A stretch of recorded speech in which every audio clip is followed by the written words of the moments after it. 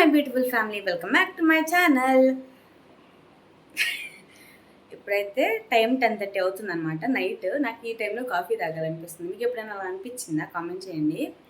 And ఇంకో విషయం ఏంటంటే, నేను లైవ్ చేద్దాం అనుకుంటున్నా. ఎప్పుడు చేస్తే బాగుంటుంది, ఏ టైంలో చేస్తే బాగుంటుందని మీకు అనిపిస్తే కనుక తప్పకుండా కామెంట్ చేయండి. అంటే లైక్ ఏ టైంలో అయితే అందరూ అవైలబుల్గా ఉంటారు లైవ్కి రావడానికి అని చెప్పి. ఇప్పుడు కాఫీ ఎందుకు తాగాలనిపిస్తుంది అక్క అని మాత్రం అస్సలు అడగండి, ఎందుకంటే నాకు కూడా తెలీదు. పావుగంట ఎతికాను కాఫీ పౌడర్ కోసం కబోర్డ్లన్నీ, కానీ ఆ కాఫీ పౌడర్ ఏమో గ్యాస్ స్టవ్ పక్కనే ఉండింది. నేను ఈ కాఫీ, టీ కానీ మిల్క్ అవన్నీ పద్దాక తీసుకోను, కానీ ఎప్పుడో ఒకసారి మాత్రం మంచిగా ఇంట్రెస్ట్గా తాగాలనిపించినప్పుడు టైంతో సంబంధం లేకుండా తీసుకుంటా.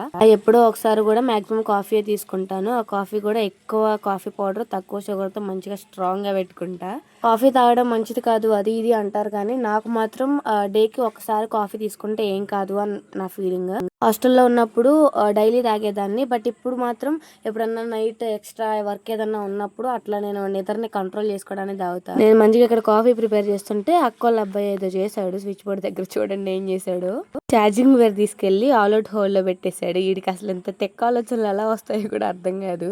వాటర్ చేంజ్ అవ్వడం వల్ల ఫుల్ గా జలుబు చేసి నా గొంతంతా పోయింది, సో ఏమనుకోకండి. ఇంకా టకా కాఫీ అయితే పెట్టేసా. నేను ఎలా కాఫీ ప్రిపేర్ చేస్తానంటే, కప్లో నేను తీసుకున్న చిన్న కప్పులో షుగర్, కాఫీ పౌడర్ వేసేసి బాయిల్ చేసిన మిల్క్ని ఒక 2 స్పూన్స్ వేసి మొత్తం కరిగిన తర్వాత మళ్ళీ మిల్క్ వేస్తాను అనమాట. ఇంకా ఆ రోజు అయితే కాఫీ చాలా బాగా కుదిరింది. నేను మస్తు సాటిస్ఫై అయ్యా. ఇంకా కాఫీ తాగుతున్నప్పుడు ఎంత ప్రశాంతంగా అనిపించిందో. జనరల్ గా నేను అక్క తాగుతాం అనమాట డైలీ. ఈసారి నేను ఒక్కదాన్నే పెట్టుకున్నాను.